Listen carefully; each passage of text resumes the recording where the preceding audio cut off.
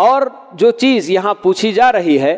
کہ اگر دوسری اذان ہی اصل ہے تو پھر اسے مائک میں کیوں نہیں دیا جاتا؟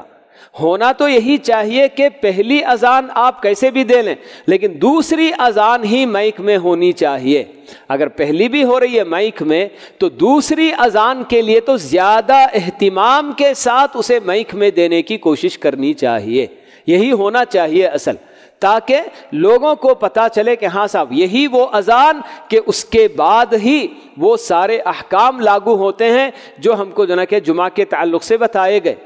کہ جیسے ہی دوسری اذان ہوتی ہے امام ممبر پر آ جاتے ہیں تو اس کے بعد فرشتے اپنا دفتر بند کر دیتے ہیں، پھر اس کے بعد جمعہ کو آنے والوں کا نام دفتر میں درج نہیں کیا جاتا۔ یہ ساری باتیں دوسری اذان کے ساتھ ہی ریلیٹڈ اور اسی سے جڑی ہوئی ہیں،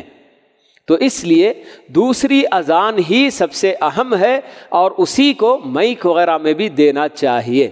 باقی یہ بالکل بھی کوئی ضروری نہیں کہ امام ممبر پر بیٹھا ہو تو اس کے سامنے جا کر اذان دی جائے، اس کی کوئی جو نا ضرورت نہیں ہے۔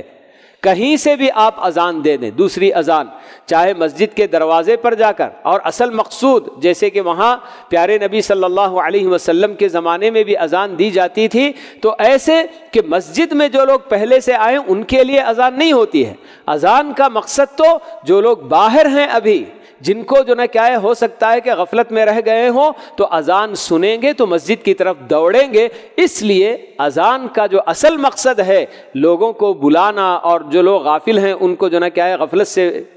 چوکنا کرنا، تو یہ جو نا مقصد ہے۔ تو اس لیے امام کے سامنے کھڑے ہو کر دینا یہ کوئی مسنون اور سنت نہیں ہے، ضروری نہیں ہے بالکل۔